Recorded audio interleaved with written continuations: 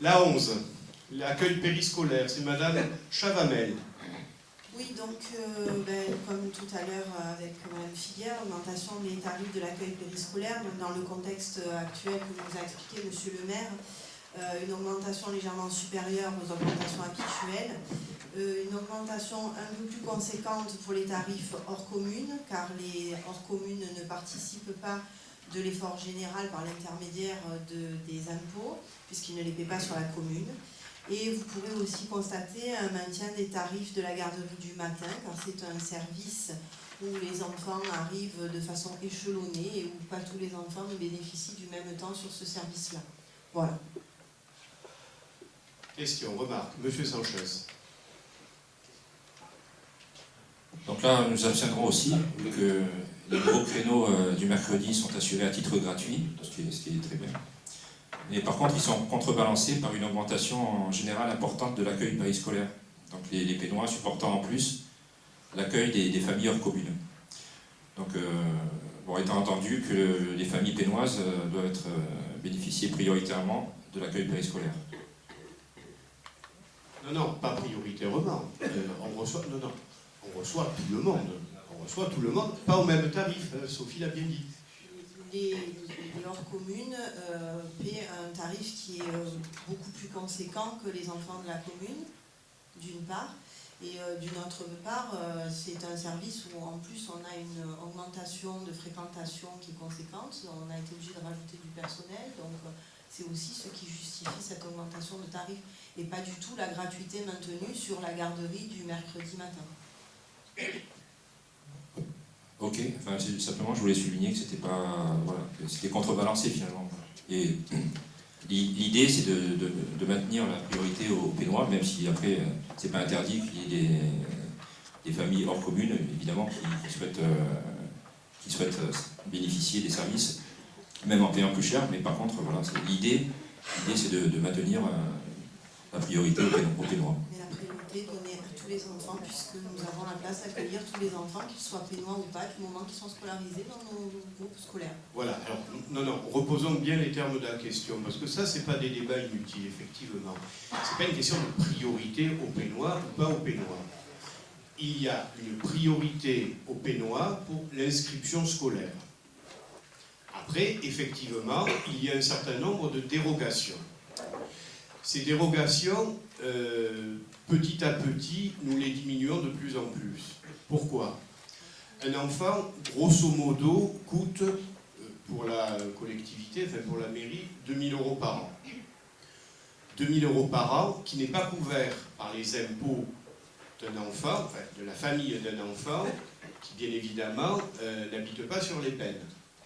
Donc petit à petit, même si de par le passé, même ancien, on a fait preuve d'une certaine souplesse, cette souplesse, on la diminue de plus en plus. Par contre, à partir du moment où l'enfant est inscrit, je vois mal comment on pourrait ne pas lui faire bénéficier des prestations qui tournent autour de la scolarité, d'où le terme d'accueil périscolaire. Ça, c'est extrêmement clair. Par contre, cela n'étant pas financé par les impôts de la famille, il nous paraît normal, et c'est ce que l'on a décidé de faire, que les tarifs ne soient pas les mêmes pour les hors scolaires. Maintenant, je voudrais quand même vous donner un chiffre, et j'aurai peut-être l'occasion de revenir à un certain nombre de chiffres de cette nature.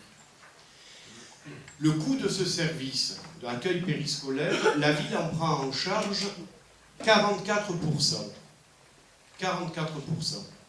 C'est-à-dire que si on voulait qu'il n'y ait pas de reste à charge pour la commune, il faudrait que ce soit à 2,50 €. En plus, 2,50 € en plus. C'est-à-dire, vous ajoutez 2,50 € en gros aux différents tarifs que vous avez là. Et encore, on est extrêmement loin, mais extrêmement loin, ça je le sais, hein, comme tous qui avez eu des enfants ou des petits-enfants, de ce que cela coûte lorsque les enfants doivent être pris en charge, hors, justement, prise en charge scolaire ou périscolaire. Et je rappelle, pour terminer, que cet accueil périscolaire est un service public, certes, mais un service public facultatif. C'est-à-dire qu'aujourd'hui, si je supprime ce service public, je dis aux parents de se débrouiller, je les chiffre sous les yeux, Les recettes sont de 115 000 €, le coût annuel de la garderie de 263 000, ben vous faites la différence, ça fait donc 150 000 €. Voilà. C'est quand même des chiffres qu'il est bon de rappeler, parce que moi je veux bien être attaqué sur tout et n'importe quoi, mais les efforts que l'on fait en matière de services publics, facultatifs ou obligatoires, sont tout à fait considérables. Et je rappelle, alors, les plus de 2 millions que nous avons en moins sur les budgets 2014 et 2015, et le million supplémentaire qu'on aura en moins pour l'année prochaine, puisque cela est déjà largement annoncé. Voilà, ça c'était pour l'accueil périscolaire. Donc je vais mettre aux voix qui est pour, qui est contre, qui s'abstient. 3 abstentions. Excusez-moi. Vous ne prenez pas part au vote. Voilà. Dites-le quand c'est comme ça m'évite de... Voilà, vous dites avant même, hein, vous êtes gentil, vous ne prenez pas part au vote, c'est clair.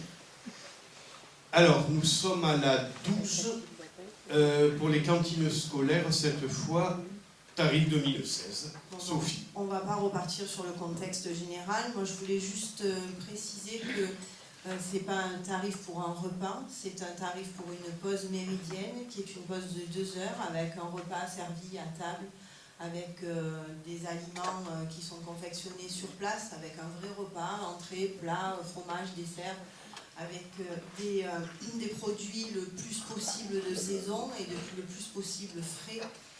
On voit donc cette augmentation qui est toujours présente et qui est aussi liée à l'augmentation du coût des denrées et à l'augmentation du nombre d'enfants qui fréquentent ces services-là, et du coup l'augmentation de personnel qu'on est obligé de mettre sur ces pauses méridiennes.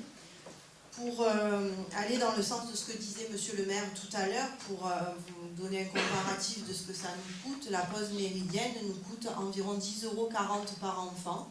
Et au jour d'aujourd'hui, on propose de le facturer aux usagers 2,75 € le repas prévu.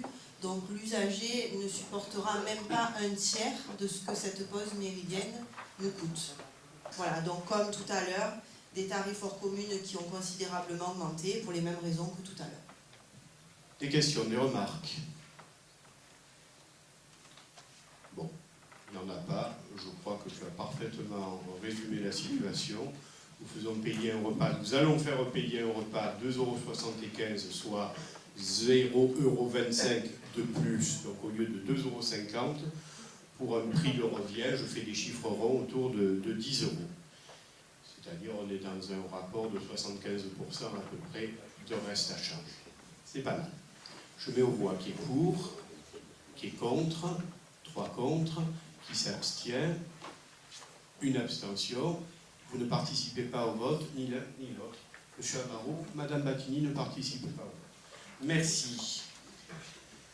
Merci Sophie.